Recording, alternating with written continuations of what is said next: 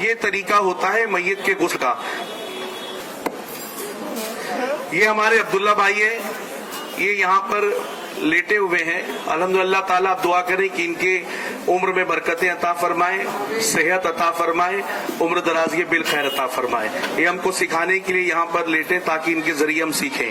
अब मैयत को जब हम गुस्ल देते हैं तो सबसे पहले क्या किया जाता है, एक तो मुअज़्ज़ज़ नाज़रीन गिरामी, अस्सलामु अलैकुम वरहमतुल्लाहि ताला वबरकातुहू। उम्मीद करते हैं कि आप तमाम हज़रात बख़ैर आफ़ियत होंगे। नाज़रीन गिरामी, आज हम फिर आपके सामने एक नई वीडियो के साथ हाजिर हैं। आपसे गुजारिश है कि इस वीडियो को आखिर तक ज़रूर देखें। इस वीडियो में हम आपको आज बताने वाले हैं कि जब किसी का इंतकाल होता है तो हम उसको गुस्ल किस तरह देते हैं। आज हम ये आपको एक क्लिप दिखाएंगे जिसमें प्रैक्टिकली बताया गया है कि गुस्ल देने का सही तरीका क्या है।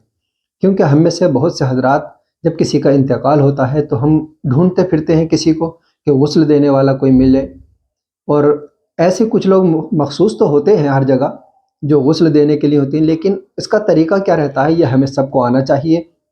और इसका क्या तरीका होता है, किस तरह से हमें मैयत को गुस्ल देना है, ये तमाम चीज़ें हमें भी मालूम होनी चाहिए। अगरचे हम अगर गुस्ल नहीं भी दे रहे हैं उसके बावजूद भी ये चीज़ें हमें सीखनी चाहिए। आज हम ये चीज़ आपको एक वीडियो के ज़रिए प्रैक्टिकली तौर पर दिखाएंगे। हम आपको एक क्लिप दिखाएंगे, उसमें मुकम्मल तरीका बाकायदा करके दिखाया गया है कि किस तरह से किसी मैयत को गुस्ल दिया जाता है।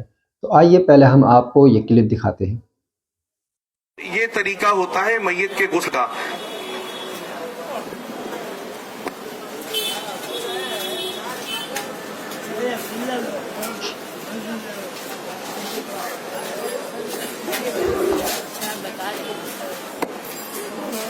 ये हमारे अब्दुल्ला भाई है, ये यहाँ पर लेटे हुए हैं। अल्हम्दुलिल्लाह ताला आप दुआ करें कि इनके उम्र में बरकतें अता फरमाए, सेहत अता फरमाए, उम्र दराज बिल खैर अता फरमाए। ये हमको सिखाने के लिए यहाँ पर लेटे ताकि इनके जरिए हम सीखें।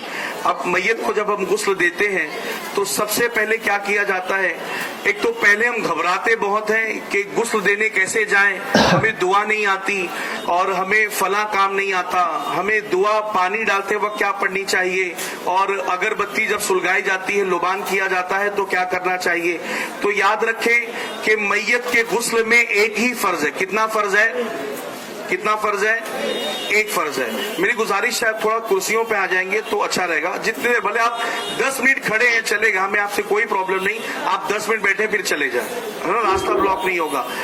तो कितना फर्ज है मैयत के गुस्ल में, एक फर्ज है। वो फर्ज क्या है कि पूरे मैयत के जिस्म से पानी का बह जाना, पूरे मैयत के जिस्म से पानी का बह जाना। तो मेरे प्यारे आका सल्लल्लाहु अलैहि वसल्लम के प्यारे दीवानों, तो जब मैयत को गुस्ल, एक तो पहले जब किसी का इंतकाल हो जाए, हम जब वहां पहुंचे हैं तो हमें करना ये चाहिए। बहुत सारे लोग हाथों को मैयत के इस तरीके से सीने पे रख देते हैं, तो ये गलत तरीका है, बल्कि साइड में रख दें, या तो जैसे नमाज पढ़ा जाता है उस तरीके से हाथ को बांधें, लेकिन किनारे हम छोड़ दें हाथ को, और चेहरे को हम दाएं तरफ हल्का सा, दाएं तरफ थोड़ा सा मोड़ दें। इसलिए कब्र में लिटाने के बाद मैयत का चेहरा किबला रुख घुमाया जाता है, और चूंकि मरने के बाद जिस्म में थोड़ी अकड़ आ जाती है, अकड़ जाता है बदन, तो चेहरा किबला रुख हो नहीं पाता है। तो पहले ही हम जब इंतकाल हुआ तो चेहरा हल्का सा किबला रुख कर दें, ताकि कब्र में लिटाएं तो मैयत का चेहरा पहले से ही किबला रुख रहे। अब मैयत की जब गुस्ल की तैयारी करते हैं तो सबसे पहले अगरबत्ती आपने देखा होगा या लुबान उस जगह पे सुलगाई जाती है और खुशबू फैलाई जाती है। तो उसकी वजह यह है कि कभी कभी मैयत के इंतकाल के बाद, किसी के इंतकाल के बाद जिस्म के अंदर जो है आज़ा बदन के खराब होना शुरू होते हैं। अगर कोई पहले से कोई बीमारी में मुलविस है तो उसके जिस्म से कभी पानी बहता है, कभी आज़ा खराब होते हैं, तो महक सी आती है, बदबू सी। तो वहां पे माहौल खराब ना हो और कोई चिढ़ सी महसूस ना करे, इसलिए पहले से ही खुशबू फैला दी जाती है ताकि उस एनवायरमेंट में, उस एटमोस्फियर में हम आराम से मैयत को गुस्ल दे सकें। अब मैयत को गुस्ल देने के लिए सबसे पहले ये होता है कि जिस्म पे जो कपड़े हैं वो उतारे जाएं, लेकिन चूंकि मैयत है, मैयत सुनती भी है, मैयत को एहसास भी होता है, लेकिन मैयत उस पर कुछ जवाब नहीं दे पाती, चूंकि अब वो मर चुका है, बंदा मुर्दार हो चुका है, मैयत हो चुका है। अब हमने लिटाया तो जिस्म से कपड़े उतारने हैं, तो जिस तरह जिंदे के बदन से उतारते वैसा नहीं उतारा जाएगा, कैंची लेकर के काट करके उतारा जाए ताकि मैयत को तकलीफ ना हो। उमूमन यहाँ देखा गया है कि यहाँ पर एक सफेद लिबास लेते हैं और लेकर के पहले कुर्ता तो उतार देते हैं, कुर्ता या शर्ट जो भी है वो कैंचियों से काट करके उसे उतार दिया जाता है, और नाफ से लेके घुटने के नीचे तक एक सत्र का हिस्सा होता है उसे ढक देते हैं, और फिर पैजामा या पैंट उतारा जाता है, उसके अंडरगारमेंट्स फिर उतारे जाते हैं ताकि सत्र जाहिर ना हो। लेकिन हमारे यहाँ बहुत बड़ी खराबी ये है, हम जो कपड़ा इस्तेमाल करते हैं यहाँ पर वो अक्सर सफेद रंग का होता है और कफन का ही कपड़ा होता है, उसपे पानी के 2 बूंद पड़ते हैं, सत्र जाहिर हो जाती है। तो ऐसा ना करें, बल्कि अकील भाई जहाँ पर रहते हैं अफ्रीका में, वहां पर अक्सर डार्क कलर का कपड़ा इस्तेमाल करते हैं। तो आप भी अगर किसी के इंतकाल में शरीक हो, देखिए अब ये भीगा भी नहीं है, इसमें से हाथ नजर आ रहा है, तो मैयत का सत्र कैसे छुपेगा? इसमें पानी पड़ेगा तो और जाहिर होगा, तो सत्र पोशी हो नहीं पाएगी। तो इसलिए जो कपड़ा ऊपर रखकर हम गुस्ल देते हैं, नाफ से लेकर घुटने के नीचे तक, वो कपड़ा मोटे कपड़े का हो, मोटा कपड़ा हो, और हो सके तो काले रंग का और डार्क कलर का हो, जिससे सत्र जाहिर ना हो। अब ये हमने रख दिया, अब पैजामा उतार दिया जाता है या ट्राउजर उतार दी गई। अब मैयत है यहाँ पर, तो सबसे पहले मैयत को इस्तिंजा कराया जाता है। इस्तिंजा से मुराद उसके प्राइवेट पार्ट्स को धोया जाता है, और वो धोने की सूरत ये है कि हम हाथ में ग्लव्स पहन लेते हैं, और ग्लव्स पहनने के बाद और फिर जो है अगर ग्लव्स ना मिले तो कपड़े को हाथ में लपेटा जाता है, और इस तरीके से कपड़े को हाथ में लपेट लेते हैं, और लपेटने के बाद रुई कपास जो होता है उसका बंडल अपने हाथ में ले लेते हैं, और लेने के बाद फिर जो है इस्तिंजा कराया जाता है। इस्तिंजा कराने की सूरत ये है कि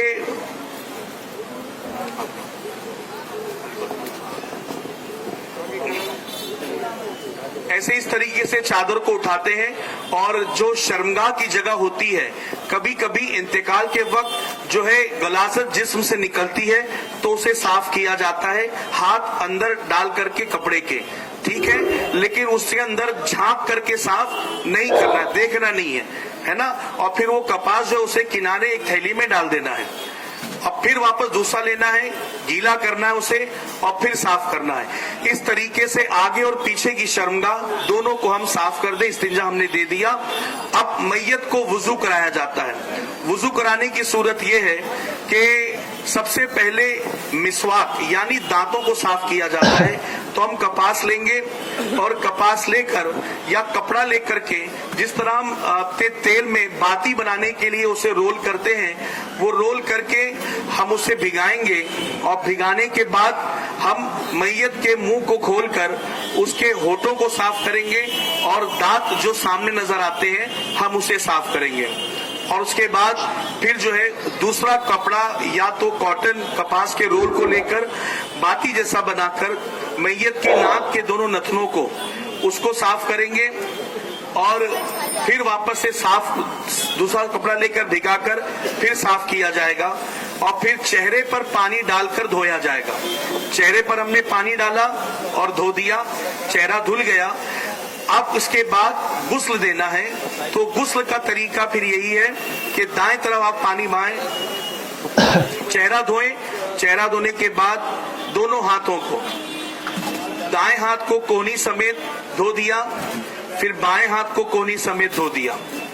अब दाएं पैर को धो दिया, मसा करेंगे। मसा हमने किया जैसे अपना मसा करते हैं, मैयत का मसा कर दिया। और फिर दाएं कदम को 3 मरतबा धो दिया, बाएं कदम को 3 मरतबा धो दिया। और ये पैर अक्सर जिसका इंतकाल होता है फैल जाते हैं, तो जब इंतकाल हो तो दोनों करीब करके एक पतले चिंदी सो से बांध दिया जाता है ताकि पैर फैले नहीं। ठीक है, अब ये वुजू हो गया है। अब गुस्ल देने के लिए आप पानी लें और पानी को दाएं तरफ से बहाएं, बाएं तरफ से बहाएं, पूरे जिस्म से बहाएं। साबुन का इस्तेमाल कर सकते हैं, आपने साबुन का इस्तेमाल किया और पूरे जिस्म से अच्छे से पानी को बहा दिया, साबुन की चिकनाहट पूरी चली गई।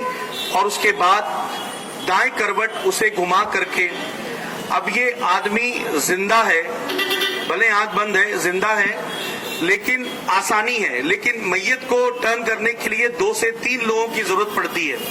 اب صابن لگایا ہم نے, پھر پانی کو پریشر سے نیچے صاف کیا تو تاکہ صابن کی چکناہٹ چلی جائے. پھر بائیں طرف کروٹ لی جائے گی اور اس طرف صابن لگا کر پانی کو پریشر سے ڈالا جائے گا تاکہ صابن کی چکناہٹ چلی جائے, اور اسے شرمگاہ کو چھپا کر رکھا جائے تاکہ ستر ظاہر نہ ہو میت کی. اب اس طریقے سے ہم نے پورا مکمل غسل دے دیا ہے. غسل پورا مکمل میت کا ہو چکا ہے. کپڑا بھیگا تھا, اب سوکھا کپڑا لے کر کے اس کے اوپر ہم ڈال سکتے ہیں, اس کپڑے کو کنارے کر سکتے ہیں. اب یہ میت کا غسل ہو چکا ہے. اگر آپ کو ان باتوں میں سے کچھ سمجھ میں نہیں آئی باتیں, امید تو رکھتا ہوں کہ آئی ہے. اگر آپ کہیں گے آپ کنفیوز ہو گئے کہ پہلے میں کیا کراؤں, پہلے ہاتھ دھلاؤں, پیر دھلاؤں, پہلے کیا کروں, تو آپ پوری میت کے جسم سے پانی کو بہا دیں گے, غسل ہو جائے گا انشاءاللہ, غسل ہو جائے گا انشاءاللہ. تو باتیں سمجھ میں آ رہی کہ نہیں آ رہی؟ آ رہی ہے نا. اب میت جب غسل مکمل ہو گیا, اب مکمل ہونے کے بعد اب کیا کرنا ہے, میت کو اٹھایا جاتا ہے اور اٹھا کر اس طریقے سے ہلکا سا پیٹ دبایا جاتا ہے کہ اگر غلاظت کچھ اور راستے میں ہے تو باہر آ جائے, ورنہ کفن وغیرہ خراب نہ ہو جائے. 2 مرتبہ کیا اور پھر تیسری مرتبہ کیا, یہ 3 مرتبہ ہو گیا. اور پھر استنجے کی جگہ پر پانی ڈال دیں, کپڑا اس طریقے سے لپیٹ کے, گلوز لے کر کے, کپڑا روئی میں لے کر کے بھیگا کر دیکھیں, اگر غلاظت ہے تو ٹھیک ہے, اگر کپڑے میں نظر نہیں آتی یوں ہی پانی مار دیں. اب میت کا غسل مکمل ہو چکا ہے. اب کیا کرنا ہے, میت کو اب ہمیں کفن پہنانا ہے. تو یاد رکھیے, کفن پہنانے کے لیے جو ہے کفن اچھی کوالٹی کا ہم دینا چاہیے ہمیں, ورنہ ہوتا یہ ہے کہ استطاعت تو اچھے کپڑے لانے کی ہے, لیکن پھر قبرستان سے وہی کپڑا لے کر کے آتے ہیں کہ جس کو کھولو تو اس کا چونا نکلتا چلا جاتا ہے. تو ایسا نہ کریں, اچھی کوالٹی کا کفن دے اپنے میت کو, اپنے گھر والوں کو, رشتہ داروں کو. اب یہ کفن دینے کی صورت یہ ہے کہ مرد کے لیے سنت کفن کتنا ہے, 3 ہے. کتنا ہے, کتنا ہے, 3 ہے. کیا کیا ہے اس میں؟ ایک تو لحاف ہے جس کو لفافہ بھی کہا جاتا ہے, جو سب سے پہلے بچھایا جاتا ہے. دوسرا تہبند ہے جس کو ازار بھی کہا جاتا ہے, اور تیسرا قمیض ہے. یہ 3 کفن مردوں کے لیے ہے اور سنت یہ 3 کفن ہے. اگر کئی حالت مجبوری ایسی ہے کہ اسے کچھ نہ ملا تو ایک کپڑا پورے بدن کو لپیٹ دیتے ہیں, وہ ایک کفن وہ بھی ہوتا ہے. لیکن ہمیں آج ویسے حالات نہیں ہیں, تو سنت پر عمل کریں. میت کو 3 کفن دینا ہے مرد کو, تو یہ 3 کفن ہے.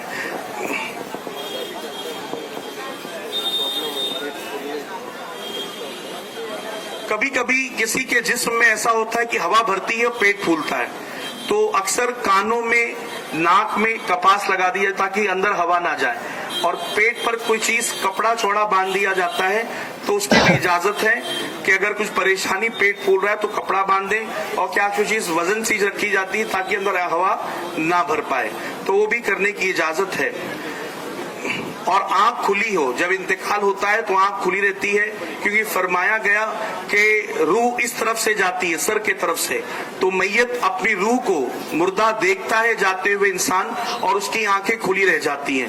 تو اسے بند کرے دعا پڑھتے ہوئے, بسم اللہ علی ملت رسول اللہ صلی اللہ تعالی علیہ وسلم. اب اس طریقے سے میت کو ہم نے غسل دے دیا. وقت بہت کم ہے. کفن بچھا کر کے آپ کو بتایا جائے گا کفن کیا کیا ہوتا ہے, کیسے ہوتا ہے. ہاں, پہلے تو ایک کفن ہوتا ہے نیچے جس کو لحاف کہا جاتا ہے. اس کی جو لمبان ہوتی ہے سب کی یکساں نہیں ہوتی ہے. جیسے اگر میں لمبا ہوں, یہ آپ کو دکھانے کے لیے ہم نے ایک کپڑا لیا ہے, ورنہ یہ نہ سوچے ہم کو تو کہہ رہے تھے کہ اچھا کفن دو اور یہ تو سستا لے کر کے آئے. تو نہ یہاں پر میت ہے اور نہ یہ کفن ہے, ہم صرف آپ کو سکھانے کے لیے اسے بنائے ہیں. تو یہ کپڑا ہلکا ہے, آپ اچھی کوالٹی کا کفن استعمال کریں. کفن جو ہم نیچے لحاف بچھایا جاتا ہے جس کو لفافہ بھی کہتے ہیں, اس کو جو ہے اس کی لمبان جس کا انتقال ہو گیا ہے اس سے تھوڑی بڑی ہونی چاہیے تاکہ اس کے سر پر باندھ دیا جائے اور پیروں کے طرف باندھ دیا جائے. اور یاد رکھیے اس کی چوڑان ایسی ہونی چاہیے کہ کم از کم اس کے جسم کا حصہ جو ہے اس کی چوڑان جو ہے ہم لپیٹیں تو میت پوری طریقے سے اس طریقے سے اندر لپٹ جائے, اوور لیپ ہو جائے, ایک کے اوپر ایک چڑھ جائے. اور اگر چھوٹا ہے تو اس میں اور کپڑوں کا جوڑ لگا کر اسے ہم چوڑا کر سکتے ہیں. اب اس میں بہت سارے ہوتا ہے معاملہ کہ گھر کی عورتیں بولتی ہیں نہیں مشین سے سی نہیں سکتے, صرف ہاتھ سے ہی سینا ہے. تو ایسا کچھ نہیں, آپ مشین سے بھی سی کر اس کی چوڑان بڑھا سکتے ہیں. تو پہلے اس لفافے کو بچھایا جائے گا اور اس کے بعد تہبند بچھے گی. ایک بہت بڑی ہم جو ہے ہمارے اندر کمی ہے کہ ہم تہبند جو ہے وہ میت کی کمر سے لے کر کے گھٹنے تک کا رکھتے ہیں, لیکن یہ غلط ہے. باہر شریعت میں میت کی تہبند کا سائز بتایا گیا ہے سر کی چوٹی سے لے کر پیر تک, اسے تہبند کہا جاتا ہے. اس میں خلاصہ بھی یہ کہا جاتا ہے تہبند, لیکن حقیقت میں وہ اسے ریپ کیا لپیٹا ہی جاتا ہے لفافے کی طرح, تو اسے تہبند کہتے ہیں. اب کہیں پر بھی انتقال میں ہم جائیں, اگر غسل دینے والا وہ کفن کاٹ رہا اسے کہہ دیں کہ تہبند جو ہے کمر سے لے کر ٹخنے تک نہیں بلکہ سر سے لے کر کے پیر کی چوٹی تک, پیر کی ایڑی تک, یہ سائز تہبند کا ہونا چاہیے. اور لوگ کیا کرتے ہیں اس کے پہلے قمیض بچھاتے ہیں اور پھر تہبند بچھاتے, جو غلط ہے. بلکہ پہلے ہمیں تہبند بچھانا ہے اور اس کے اوپر قمیض بچھانا ہے. پھر جب میت کو پہنائیں گے تو پہلے قمیص آئے گی اور پھر تہبند لپیٹیں گے اور پھر لفافہ لپیٹا جائے گا. اور اس طریقے سے کفن کی قمیص کی سائز ہونی چاہیے کہ جو لمبان آگے ہے یعنی میت کے گھٹنے کے نیچے تک اتنی ہی پیچھے ہونی چاہیے. ابھی اس میں ہم نے بہت شارٹ کیا ہے پیچھے کا حصہ, ہاں وہ مت دیکھیں آپ, ہمیں یہ دیکھنا ہے کہ آگے سے بھی جس طرح لمبا ہے پیچھے سے بھی اتنا ہی لمبا قمیص کا سائز ہونا چاہیے. اب اس کو ہم نے بچھا دیا.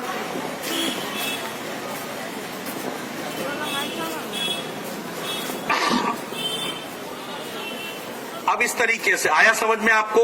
پہلے کیا بچھایا جائے گا, کیا بچھایا جائے گا پہلے نیچے کیا بچھایا جائے گا, پہلے لفافہ, اس کے اوپر تہبند. تہبند کی سائز کیا رہے گی, سر کی چوٹی سے لے کر پیر کی ایڑی تک, ٹخنوں تک, ٹھیک ہے, یہ سائز تہبند کی.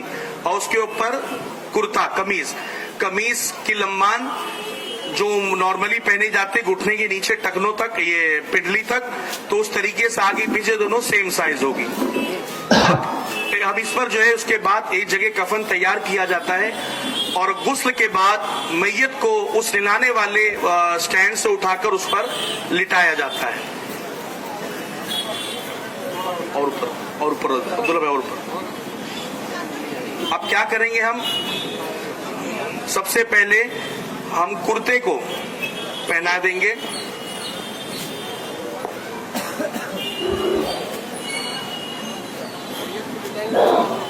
میت کو ہم نے نلایا ہے تو اس کے اوپر ایک کپڑا پڑا ہوا ہوتا ہے جو اس کے صدر کو چھپاتا ہے. اب ہم نے اسے لٹایا, کپڑا ہٹائیں گے نہیں, پہلے کرتا پہنا دیا جائے گا. کرتا پہنانے کے بعد جب اس کا جسم کور ہو گیا پھر اس طریقے سے ہم جو ہے اس کپڑے کو ہٹا دیں گے. اب یہ ہو گیا. اب اس کے بعد کیا کرنا ہے, کافور ہوتا ہے جس کو کیمفر بھی کہتے ہیں, اس کو گھٹنوں میں اور ہاتھوں میں, کونیوں میں, جسم پہ جو ہے اچھے طریقے سے لگا دیں. ایون جب غسل دیا جاتا ہے تو غسل کا آخری پانی جو ہے ہم گرم کرتے اس میں بھی کافور ڈال کر کے غسل دے دیں. کافور کو کفن کے اندر بھی ہم چھڑک دیں, اس سے جو ہے کیڑے مکوڑے قریب میں نہیں آتے ہیں. ابھی ہم نے کرتا پہنا دیا, اس کے بعد کیا لپیٹیں گے, تہبند. تہبند کا بھی سائز چوڑان میں ہونا چاہیے اتنا کہ ایک کے اوپر یہاں سے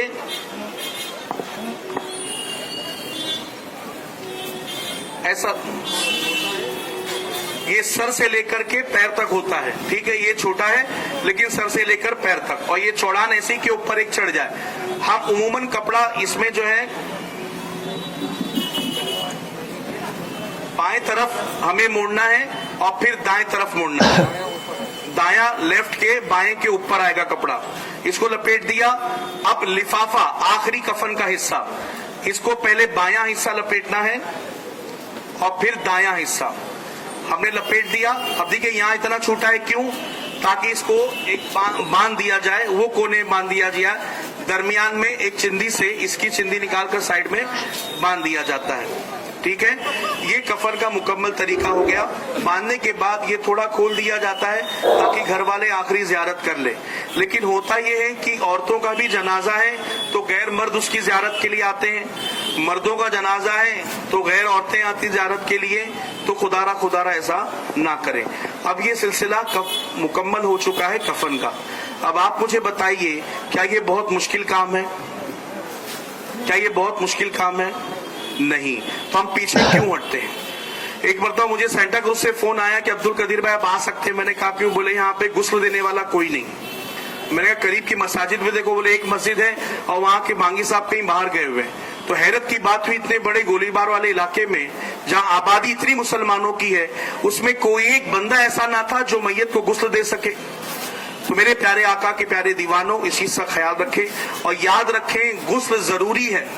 अगर गुस्ल नहीं दिया गया तो नमाजे जनाजा भी नहीं होगी, नमाज जनाजा भी नहीं होगी। इसलिए गुस्ल देना निहायत ही जरूरी है। ये बहुत ही मुख्तसर में आपको आज यहाँ बता दिया गया।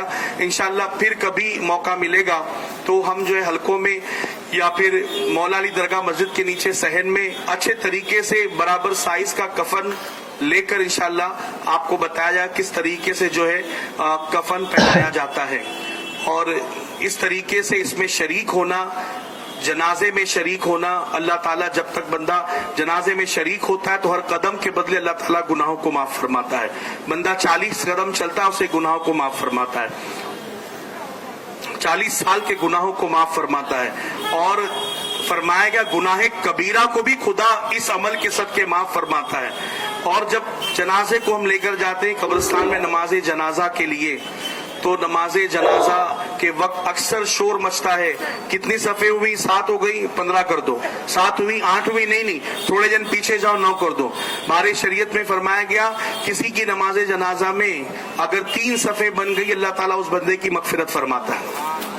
तो लिहाजा अब वहां पर नमाज जनाजा अदा करें। अदा करने के बाद मैयत को जब दफनाया जाता है, दफनाते वक्त जो है उसमें अहदनामा शिजरा वगैरह रखा जाता है, वो रखे।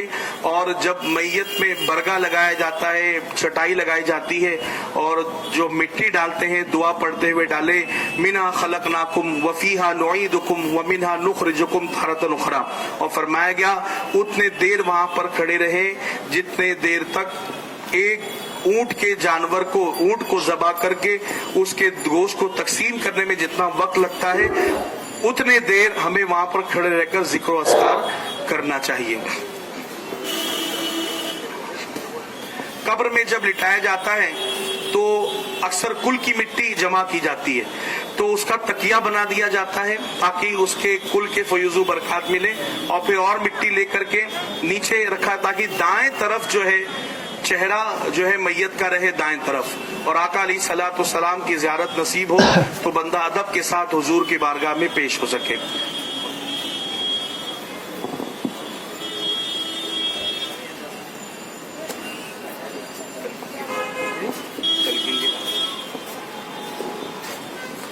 अस्सलामु अलैकुम वरहमतुल्लाह। बहुत ही मालूमाती चीज़ें हम लोग सीख रहे हैं, लेकिन मैं फिर भी कहूँगा कि और डिटेल में हमें सीखने की ज़रूरत है। बहुत ज़्यादा और दिलचस्पी के साथ इन चीज़ों में हिस्सा लें। जहाँ कहीं भी मैयत हो रही हो, आप शौक से वहाँ पर जाएं। अगर पहली मर्तबा में आप गुस्ल नहीं भी दे रहे हैं तो शामिल हो जाए, तो प्रैक्टिकली आप देख सकते हैं क्या हो रहा है, क्या हमने सीखा है और क्या हम देख रहे हैं। ये बहुत ज़रूरी है। और ख़ास तौर पर जब मैयत किसी का वक्त करीब होता है तो हमें पता चल जाता है भाई बड़ी उम्र है या बीमार है या बस आखिरी वक्त है, तो उस वक्त जो है कलमे तैयबा का विर्द करना ये भी ज़रूरी है। हम कलमा पढ़ते रहें, मैयत को ना कहें पढ़ने के लिए, हम उसके सामने कलमे तैयबा का विर्द करें, ला इलाहा इल्लल्लाह मुहम्मदुर रसूलुल्लाह, ला इलाहा इल्लल्लाह मुहम्मदुर। आई थिंक मजमा झूम करके تو नाज़रीन ग्रामी, उम्मीद करते हैं कि आपने अगर ये क्लिप पूरी देखी है तो आपको गुस्ल देने का, यानी कि मैयत को गुस्ल किस तरह देना है, ये मुकम्मल तरीका आ गया होगा। और आप अगर नहीं भी समझ सके हैं तो दोबारा भी इस वीडियो को देख सकते हैं। और अल्लाह तबारक व तआला से यही दुआ है कि अल्लाह तबारक व तआला हमें दीन के मसाइल सीखने की तौफीक अता फ़रमाए, और जो हमारी ज़रूरी चीज़ें हैं, जो रोज़मर्रा हमारे काम आने वाली चीज़ें हैं, उनको भी सीखने की, समझने की तौफीक अता फ़रमाए। हमारे बहुत सारे भाई ऐसे हैं कि जो नमाज़ों में भी गलती करते हैं, जबकि हमें नमाज हर दिन ज़रूरत है उन चीज़ों की, उसके बावजूद भी उनमें गलतियाँ करते हैं। तो वो चीज़ें भी हमें सीखनी चाहिए। और अल्लाह तबारक व तआला की बारगाह में यही दुआ है कि हम सबको नेक अमाल की तौफीक अता फ़रमाए। अस्सलामु अलैकुम व रहमतुल्लाहि व बरकातुहू।